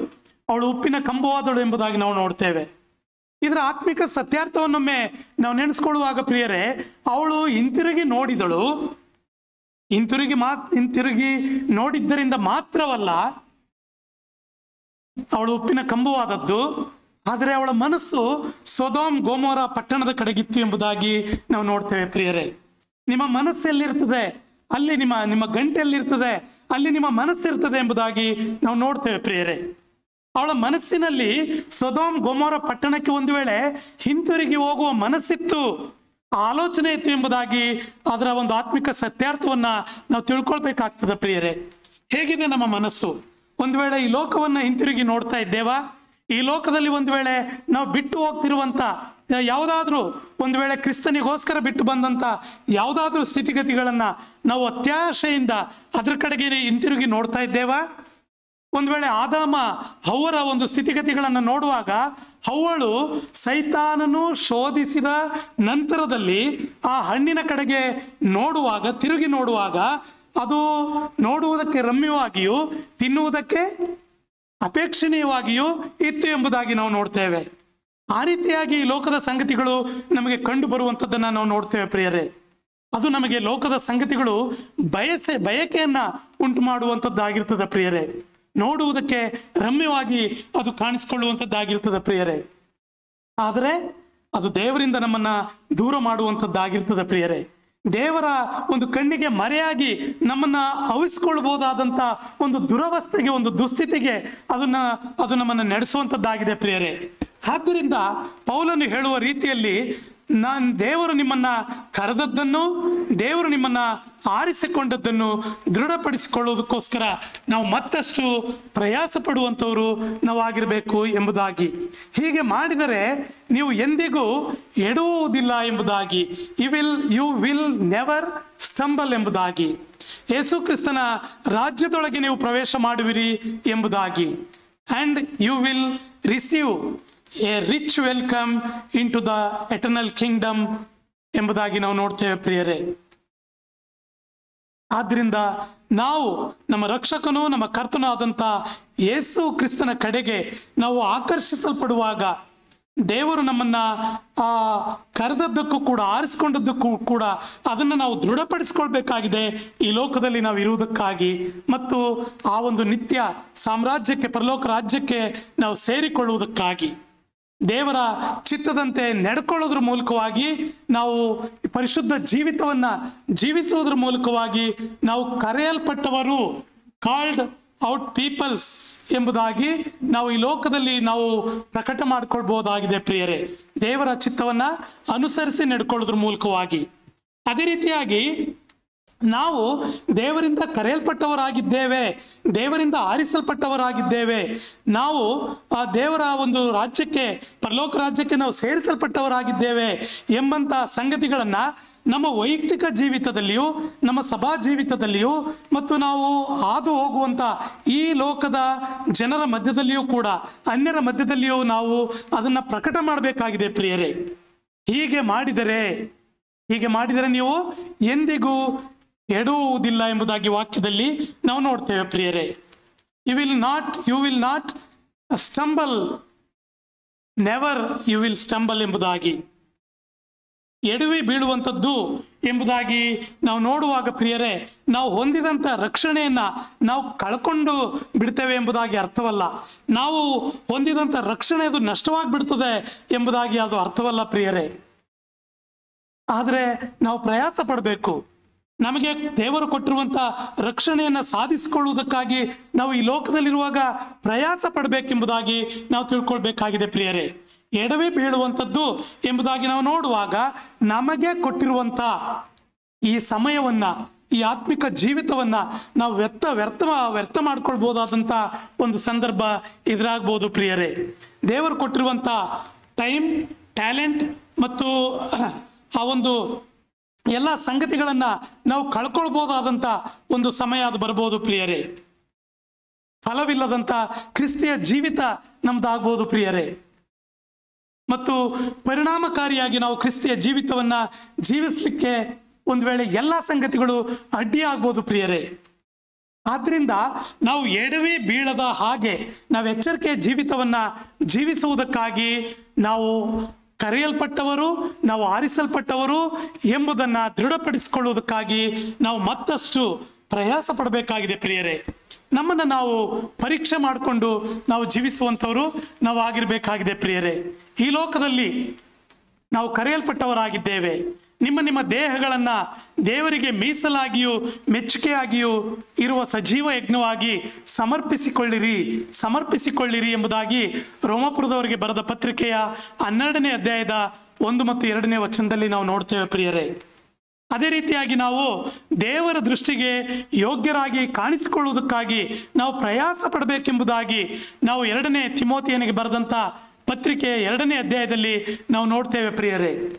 ಹಾಗೆ 1 ಪೇತ್ರ 1ನೇ ಅಧ್ಯಾಯದ 14ನೇ ವಚನದಲ್ಲಿ ನಾವು ನೋಡ್ತೇವೆ, ಕರೆದಾತನು ಪರಿಶುದ್ಧನಾಗಿರುವ ಪ್ರಕಾರ ನಾವು ಕೂಡ ನಮ್ಮೆಲ್ಲ ನಡೆ ನುಡಿ ಕ್ರಿಯೆಗಳಲ್ಲಿ ನಾವು ಆತನಂತೆಯೇ ಪರಿಶುದ್ಧರಾಗಿ ನಾವು ಜೀವಿಸಬೇಕು ಎಂಬುದನ್ನು ನಾವು ಗ್ರಹಿಸ್ಕೊಳ್ಬೇಕಾಗಿದೆ ಪ್ರಿಯರೇ. ಹಾಗೆ ಧರ್ಮೋಪದೇಶ ಕಾಂಡ ಪುಸ್ತಕದಲ್ಲಿ 12ನೇ ಅಧ್ಯಾಯದಲ್ಲಿ ನಾನು ನಿಮಗೆ ಆಜ್ಞಾಪಿಸಿದ್ದನ್ನೆಲ್ಲ ನೀವು ಅನುಸರಿಸಿ ನಡ್ಕೊಳ್ಳೇಬೇಕು, ಅದಕ್ಕೆ ಏನು ಕೂಡಿಸಬಾರದು, ಅದರಿಂದ ಏನು ತೆಗೆಯಬಾರದು ಎಂಬಂಥ ಎಚ್ಚರಿಕೆಯ ಮಾತುಗಳನ್ನು ನಾವು ವಾಕ್ಯ ಭಾಗದಲ್ಲಿ ನಾವು ನೋಡ್ತೇವೆ ಪ್ರಿಯರೇ. ಹಾಗೆಯೇ ನಾವು 2ನೇ ಪೇತ್ರನ ಒಂದು ಪತ್ರಿಕೆಯಲ್ಲಿ 3ನೇ ಅಧ್ಯಾಯದ 17 ಮತ್ತು 18ನೇ ವಚನ ಭಾಗದಲ್ಲಿ ನಾವು ನೋಡುವಾಗ 17 ಮತ್ತು 18ನೇ ವಚನ ಭಾಗದಲ್ಲಿ, ಆದ ಕಾರಣ ಪ್ರಿಯರೇ ನೀವು ಈ ಸಂಗತಿಗಳನ್ನು ಮುಂದಾಗಿ ತಿಳಿದುಕೊಂಡಿರುವುದರಿಂದ ಅಧರ್ಮಿಗಳ ಭ್ರಾಂತಿಯ ಸೆಳವಿಗೆ ಸಿಕ್ಕಿಕೊಂಡು ನಿಮ್ಮ ಸ್ಥಿರ ಮನಸ್ಸನ್ನು ಬಿಟ್ಟು ಭ್ರಷ್ಟರಾಗದಂತೆ ಎಚ್ಚರಿಕೆಯಾಗಿರ್ರಿ ಎಂಬುದಾಗಿ.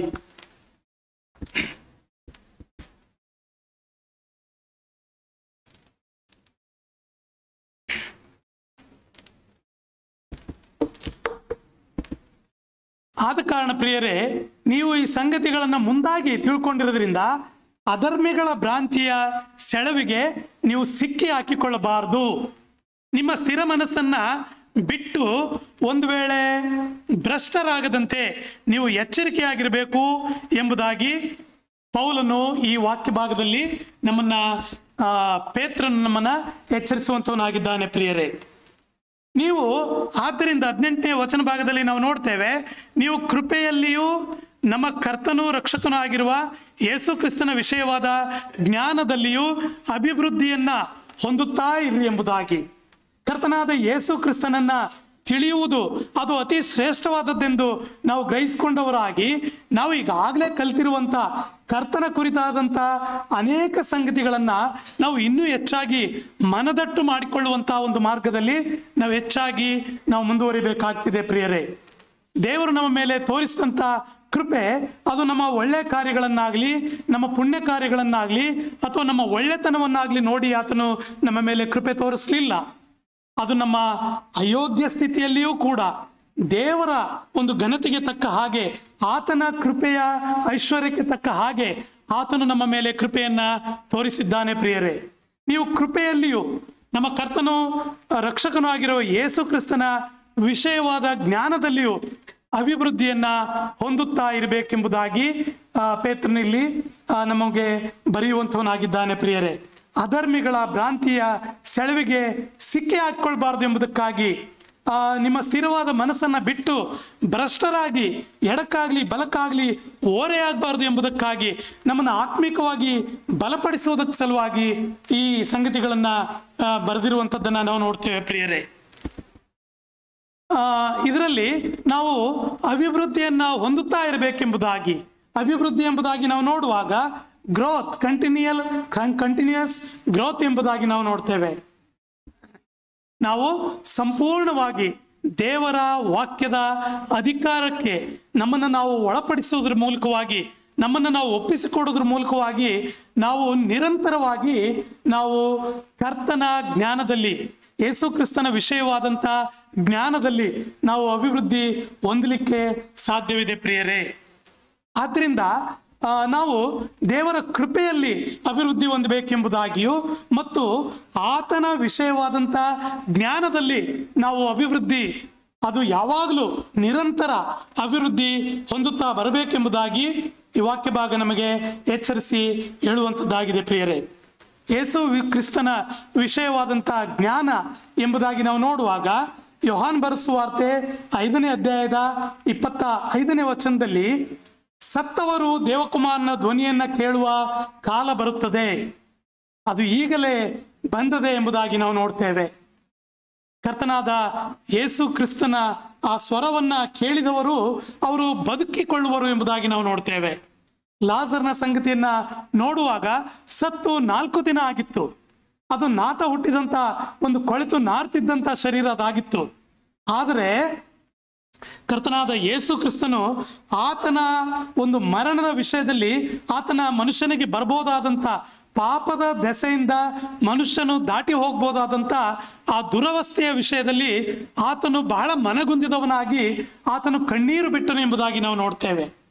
ಮತ್ತು ಅಲ್ಲಿ ಸಮಾಧಿಯ ಮುಂದೆ ನಿಂತು ದೇವರಿಗೆ ಪ್ರಾರ್ಥನೆ ಮಾಡಿ ಆತನು ಲಾಜರನೇ ಹೊರಗೆ ಬಾ ಎಂಬುದಾಗಿ ಹೇಳುವಾಗ ಸತ್ತ ಲಾಜರನು ಎದ್ದು ಹೊರಗೆ ಬಂದಂಥ ಸಂಗತಿಯನ್ನ ನಾವು ನೋಡ್ತೇವೆ ಪ್ರಿಯರೇ. ನಮ್ಮ ಕರ್ತನಿಗೆ ಅಸಾಧ್ಯವಾದ ಕಾರ್ಯ ಯಾವುದೂ ಇಲ್ಲ. ಸತ್ತವರನ್ನ ಬದುಕಿಸುವಂತ ಅಧಿಕಾರವುಳ್ಳಂತಹ ದೇವರು ಆತನಾಗಿದ್ದಾನೆ. ಪಾಪಗಳನ್ನ ಕ್ಷಮಿಸಿ ಬಿಡುವುದಕ್ಕೆ ಆತನಿಗೆ ಅಧಿಕಾರ ಉಂಟು ಪ್ರಿಯರೇ. ವಿಶೇಷವಾಗಿ ಆತನು ಆರಿಸಿಕೊಂಡಂಥವರು, ಆತನಿಂದ ಕರೆಯಲ್ಪಟ್ಟವರು ಒಂದು ವೇಳೆ ಈ ಲೋಕದ ಯಾವುದೇ ಅಡ್ಡಿ ಆತಂಕಗಳಲ್ಲಿ ದೋಷದಲ್ಲಿ ಸಿಕ್ಕಿ ಬೀಳುವಂತ ಒಂದು ಪರಿಸ್ಥಿತಿ ಬರುವಾಗ ನಮ್ಮನ್ನು ನಾವು ತಗ್ಗಿಸಿಕೊಳ್ಳುವವರಾಗಿ ನಮ್ಮ ಪಾಪಗಳನ್ನ ಆತನ ಮುಂದೆ ಒಪ್ಪಿಕೊಂಡು ಅರಿಕೆ ಮಾಡಿ ಬಿಟ್ಟು ಬಿಡುವಾಗ ಆತನು ನಂಬಿಗಸ್ತನು ನೀತಿವಂತನು ಆಗಿರೋದ್ರಿಂದಲೇ ಪ್ರಿಯರೇ ನಮ್ಮೆಲ್ಲಾ ಪಾಪಗಳನ್ನ ಅಳಿಸ್ಬಿಟ್ಟು ನಾವು ಮತ್ತೆ ಪಾಪವನ್ನೇ ಮಾಡಲಿಲ್ವೇನೋ ಎಂಬಂತ ಆ ನೀತಿವಂತಿಕೆಯಲ್ಲಿ ನಾವು ಯಥಾರ್ಥವಾಗಿ ಮುಂದೆ ಸಾಗುವುದಕ್ಕೆ ನಮಗೆ ಆತನು ಸಹಾಯ ಮಾಡುವಂತವನಾಗಿದ್ದಾನೆ ಪ್ರಿಯರೇ. ಅದೇ ಯೋಹಾನ್ ಬರೆಸುವಾರ್ತೆ 5ನೇ ಅಧ್ಯಾಯದ 29ನೇ ವಚನದಲ್ಲಿ ನಾವು ನೋಡ್ತೇವೆ, ಸಮಾಧಿಗಳಲ್ಲಿರುವವರೆಲ್ಲರೂ ಆತನ ಧ್ವನಿಯನ್ನ ಕೇಳಿ ಎದ್ದು ಹೊರಗೆ ಬರುವ ಕಾಲ ಬರ್ತದೆ ಎಂಬುದಾಗಿ ನಾವು ನೋಡ್ತೇವೆ. ಈ ರೀತಿಯಾಗಿ ನಾವು ತಿಳ್ಕೊಳ್ಳುವಂತಹ ಸಂಗತಿಗಳನ್ನ ನಾವು ನೋಡೋದಾದ್ರೆ ಕರ್ತನಾದ ಯೇಸು ಕ್ರಿಸ್ತನ ವಿಷಯವಾದ ಜ್ಞಾನದಲ್ಲಿ ನಾವು ಅಭಿವೃದ್ಧಿ ಹೊಂದುವಂತಹ ಸಂಗತಿ, ನಾವು ಕಲಿತಂತಹ ಸಂಗತಿಗಳೇ ಈಗಲೂ ಕಲಿಬೇಕು. ನಾವು ಕಲಿತಿರುವಂತಹ ಸಂಗತಿಗಳನ್ನೇ ನಾವು ಆ ಸಂಗತಿಗಳನ್ನ ಮರೆತು ಹೋಗ್ಬಾರ್ದು. ನಾವು ಆ ಸಂಗತಿಗಳಲ್ಲಿ ಅದನ್ನ ಬಿಟ್ಟು ಬಿಡಬಾರ್ದು. ಮುಂದೆಯೂ ಕೂಡ ನಮಗೆ ಈ ಲೋಕದಲ್ಲಿ ಎಷ್ಟು ದಿನಗಳ ವಾಯ್ದೆಯನ್ನು ಕೊಟ್ಟಿದ್ದಾನೋ ಅಷ್ಟು ದಿನಗಳ ಕಾಲ, ಅಷ್ಟು ದಿನಗಳವರೆಗೂ ಕೂಡ ನಾವು ದೇವರ ವಾಕ್ಯಕ್ಕೆ ಸಂಪೂರ್ಣ ಅಧೀನರಾಗಿದ್ದುಕೊಂಡು, ಸಂಪೂರ್ಣ ವಿಧೇಯರಾಗಿದ್ದುಕೊಂಡು ಆತನ ಕುರಿತಾದಂಥ ಜ್ಞಾನದಲ್ಲಿ ನಾವು ಅಭಿವೃದ್ಧಿ ಹೊಂದುತ್ತಾ ಬರಬೇಕಾಗಿದೆ ಪ್ರಿಯರೇ. ಒಬ್ಬನೇ ಸತ್ಯ ದೇವರಾಗಿರುವ ನಿನ್ನನ್ನು, ನೀನು ಕಳಿಸಿಕೊಟ್ಟ ಯೇಸು ಕ್ರಿಸ್ತನನ್ನು ತಿಳಿಯುವಂಥದ್ದೇ ನಿತ್ಯ ಜೀವ ಎಂಬುದಾಗಿ ನಾವು ನೋಡ್ತೇವೆ. ಈ ನಿತ್ಯ ಜೀವ ಅನ್ನುವಂಥದ್ದು ಅದು ನಾವು ಬಯಸೋದ್ರಿಂದಾಗ್ಲಿ ಅಥವಾ ನಾವು ಪ್ರಯತ್ನ ಪಡುವುದರಿಂದಾಗ್ಲಿ ಸಿಕ್ಕೋದಿಲ್ಲ ಪ್ರಿಯರೇ. ಬದಲಾಗಿ ಆತನ ಮೇಲಿನ ನಂಬಿಕೆಯಿಂದ, ಆತನ ಮಗನ ಮೇಲೆ ನಾವಿಡುವಂಥ ನಂಬಿಕೆಯ ಮೂಲಕವಾಗಿ ದೇವರ ಕೃಪೆ ನಮ್ಮ ಮೇಲೆ ಉಂಟಾಗ್ತದೆ. ಆ ಮೂಲಕ ನಮಗೆ ನಿತ್ಯ ಜೀವ ಅದು ದೊರಕಿದೆ ಪ್ರಿಯರೇ. ಈ ರೀತಿಯಾಗಿ ಸಿಕ್ಕಿದಂಥ ನಮ್ಮ ರಕ್ಷಣೆಯನ್ನ ನಾವು ಸಾಧಿಸಿಕೊಳ್ಳುವುದಕ್ಕಾಗಿ ನಾವು ಮತ್ತಷ್ಟು ಪ್ರಯಾಸ ಪಡಬೇಕೆಂಬುದಾಗಿ ನಾವು ಗ್ರಹಿಸ್ಕೊಳ್ಬೇಕಾಗಿದೆ ಪ್ರಿಯರೇ. ಅಧರ್ಮಿಗಳ ಭ್ರಾಂತಿಯ ಸೆಳವಿಗೆ ನೀವು ಸಿಕ್ಕಾಕೊಳ್ಬೇಡ್ರಿ ಎಂಬುದಾಗಿ ನಾವು ನೋಡುವಾಗ ಸುಳ್ಳು ಬೋಧಕರ ವಿಷಯದಲ್ಲಿ ಎಚ್ಚರಿಕೆಯ ಮಾತನ್ನ ನಮಗೆ ಅದು ಕೊಡುವಂಥದ್ದಾಗಿದೆ ಪ್ರಿಯರೇ. ಸುಳ್ಳು ಬೋಧಕರ ವಿಷಯ, ಬೇರೊಬ್ಬ ಯೇಸುವನ್ನ, ಬೇರೊಬ್ಬ ಕ್ರಿಸ್ತನನ್ನ ಅವರು ಪ್ರಸಿದ್ಧಿ ಮಾಡುವಾಗ, ಬೇರೊಂದು ರಕ್ಷಣೆಯ ಕುರಿತಾಗಿ ಅವರು ಮಾತಾಡುವಾಗ ನಮಗೆ ಅದು ಗೊತ್ತಾಗ್ತದೆ ಪ್ರಿಯರೇ. ಬೇರೊಂದು ಶಿಲುಬೆಯ ಕುರಿತಾಗಿ ಅವರು ಮಾತಾಡುವಾಗ ನಮಗೆ ಅದು ಸುಳ್ಳು ಬೋಧನೆ ಗೊತ್ತಾಗ್ತದೆ ಪ್ರಿಯರೇ. ಹೌದು, ನರಮನುಷ್ಯನಾಗಿ ಬಂದಂಥ ದೇವಕುಮಾರನನ್ನ ನಾವು ಆತ್ಕೊಳ್ಬೇಕಾಗಿದೆ ಪ್ರಿಯರೇ. ಯೇಸು ಕ್ರಿಸ್ತನ ದೈವತ್ವವನ್ನ ಅಲ್ಲಗಳೆಯುವಾಗ, ಯೇಸು ಕ್ರಿಸ್ತನ ಮನುಷ್ಯಾವತಾರವನ್ನ ಅಲ್ಲಗಳೆಯುವಾಗ ನಮಗೆ ಪರಿಪೂರ್ಣವಾಗಿ ಅಥವಾ ಒಂದು ದಿಟವಾಗಿ ನಮಗೆ ಗೊತ್ತಾಗ್ತದೆ ಇದು ಸುಳ್ಳು ಬೋಧನೆ ಎಂಬುದಾಗಿ. ಯೇಸು ಕ್ರಿಸ್ತನ ದೈವತ್ವವನ್ನ ಅಲ್ಲಗಳೆಯುವುದಾದ್ರೆ, ಯೇಸು ಕ್ರಿಸ್ತನ ನರವತಾರವನ್ನ ಅಲ್ಲಗಳೆಯುವುದಾದ್ರೆ, ಯೇಸು ಕ್ರಿಸ್ತನು ದೇವರಾಗಿದ್ದಾನೆ ಎಂಬಂತ ಆ ಶ್ರೇಷ್ಠ ಸತ್ಯವನ್ನ ತಿರಸ್ಕಾರ ಮಾಡುವಂತ ಯಾವುದೇ ಬೋಧನೆ ನಮ್ಮ ಮುಂದೆ ಬರುವುದಾದ್ರೆ, ಯೇಸು ಕ್ರಿಸ್ತನ ಶಿಲುಬೆಯ ಮರಣ, ಆತನ ಹೂಣಿಡುವಿಕೆ, ಆತನ ಪುನರುತ್ಥಾನವನ್ನು ಅಲ್ಲಗಳೆಯುವುದಾದ್ರೆ ನಾವು ಖಂಡಿತವಾಗಿಯೂ ಇದು ಸುಳ್ಳು ಬೋಧನೆ ಎಂಬುದಾಗಿಯೂ ನಾವು ಅರ್ಥ ಮಾಡಿಕೊಂಡು ನಾವು ಯಥಾರ್ಥವಾದಂತಹ ಬೋಧನೆಯಲ್ಲಿ ನಾವು ಮುಂದುವರಿಬೇಕಾಗ್ತದೆ. ಸುಳ್ಳು ಬೋಧಕರ ವಿಷಯದಲ್ಲಿ ನಾವು ಎಚ್ಚರಿಕೆಯಾಗಿರ್ಬೇಕಾಗ್ತದೆ ಪ್ರಿಯರೇ. ದೇವರು ಎಲ್ಲಾ ಮಾನಕ್ಕೂ ಎಲ್ಲಾ ಮಹಿಮೆಗೂ ಯೋಗ್ಯನಾಗಿದ್ದಾನೆ ಎಂಬುದಾಗಿ ಅದೇ ಪೇತ್ರನ ಒಂದು ಪತ್ರಿಕೆಯಲ್ಲಿ 3ನೇ ಅಧ್ಯಾಯದ 18ನೇ ವಚನ ಭಾಗದಲ್ಲಿ ನಾವು ನೋಡ್ತೇವೆ ಪ್ರಿಯರೇ. ಆತನಿಗೆ ಈಗಲೂ ಸದಾಕಾಲವೂ ಸ್ತೋತ್ರ ಉಂಟಾಗಲಿ, ಆಮೇನ್ ಎಂಬುದಾಗಿ. ಆದ ಕಾರಣ ನಾವು ಕರ್ತನ ಆತನ ಒಂದು ಕರೆಯುವಿಕೆ ನಮಗುಂಟಾಗಿರೋದ್ರಿಂದ, ಆತ ನಮ್ಮನ್ನು ಕರೆದಿದ್ದಾನೆ, ಆತ ನಮ್ಮನ್ನು ಆರಿಸಿಕೊಂಡಿದ್ದಾನೆ ಎಂಬಂತಹ ಸಂಗತಿಗಳನ್ನ ದೃಢಪಡಿಸಿಕೊಳ್ಳೋದಕ್ಕಾಗಿ ನಾವು ಮತ್ತಷ್ಟು ಪ್ರಯಾಸ ಪಡಬೇಕಾಗಿದೆ ಎಂಬುದಾಗಿಯೂ, ಮತ್ತು ಯೇಸು ಕ್ರಿಸ್ತನನ್ನ ಅರಿಯುವಂತಹ ಸಂಗತಿ ಅದು ಅತಿ ಶ್ರೇಷ್ಠವಾದದ್ದೆಂಬುದಾಗಿ ನಾವು ತಿಳ್ಕೊಂಡು ಲೋಕದ ಎಲ್ಲಾ ಸಂಗತಿಗಳನ್ನ ಅದೆಷ್ಟು ಶ್ರೇಷ್ಠವಾಗಿದ್ರೂ ಕೂಡ, ಅದೆಷ್ಟು ಉತ್ತಮವಾಗಿದ್ರೂ ಕೂಡ ಕ್ರಿಸ್ತನ ನಿಮಿತ್ತ ಅವುಗಳೆಲ್ಲವನ್ನ ನಾವು ಕಸವೆಂದು ಅಥವಾ ಅವೆಲ್ಲವುಗಳನ್ನ ನಾವು ನಷ್ಟವೆಂದು ನಾವು ತಿಳ್ಕೊಂಡು ನಾವು ಕ್ರಿಸ್ತನನ್ನ ಅರಿಯುವುದೇ ಶ್ರೇಷ್ಠವು ಎಂಬುದಾಗಿ ನಾವು ಗ್ರಹಿಸಿಕೊಂಡು ಹೌದು ನಮ್ಮ ಕ್ರಿಸ್ತಿಯ ಜೀವಿತದಲ್ಲಿ ನಾವು ನಮ್ಮ ಕರ್ತನನ್ನು ಹೆಚ್ಚೆಚ್ಚಾಗಿ ಗ್ರಹಿಸಿಕೊಂಡು ನಾವು ಮುಂದೆ ಸಾಗುವಂಥವ್ರು ನಾವು ಆಗಿರಬೇಕು ಪ್ರಿಯರೇ. ನೋ ಯುವರ್ ಕ್ರೈಸ್ಟ್ ಎಂಬುದಾಗಿ ನನ್ನ ಕರ್ತನನ್ನ ತಿಳಿಯುವಂಥದ್ದು ಅದು ಅತಿ ಅಮೂಲ್ಯವಾದಂತಹ ಸಂಗತಿ. ನಮ್ಮ ಆತ್ಮಿಕ ಜೀವಿತ ಸುಸ್ಥಿರವಾಗಬೇಕಾದ್ರೆ ಅದು ಬಂಡೆಯ ಮೇಲೆ ಕಟ್ಟಿದಂಥ ಆ ಭದ್ರವಾದಂಥ ಒಂದು ಅಸ್ಥಿವಾರದ ಮೇಲೆ ಕಟ್ಟಿದಂಥ ಒಂದು ಮನೆ ನಮ್ಮದಾಗಿರ್ಬೇಕಾದ್ರೆ ಕರ್ತನಾದ ಯೇಸು ಕ್ರಿಸ್ತನ ಆತನನ್ನು ಅರಿಯುವಂತಹ ಸಂಗತಿ ನಮ್ಮ ಜೀವಿತದಲ್ಲಿ ನಿರಂತರವೂ ಸಾಗಬೇಕಾಗಿದೆ ಪ್ರಿಯರೇ. ಹೀಗಾಗ್ಲಿಕ್ಕಾಗುವಂತೆ ದೇವರು ಈ ವಾಕ್ಯಗಳ ಮೂಲಕ ನಮ್ಮನ್ನು ಆಶೀರ್ವದಿಸಲಿ. ಈ ವಾಕ್ಯಗಳ ಮೂಲಕ ನಾವು ಬಲ ಹೊಂದಿ ಈ ಕ್ರಿಸ್ತಿಯ ಜೀವಿತದಲ್ಲಿ ಯಥಾರ್ಥವಾಗಿ ನಾವು ಮುಂದೆ ಸಾಗುವಂಥವ್ರು ನಾವು ಆಗಿರೋಣ ಪ್ರಿಯರೇ. ದೇವ್ರ ನಾಮಕ್ಕೆ ಸ್ತೋತ್ರ ಉಂಟಾಗಲಿ.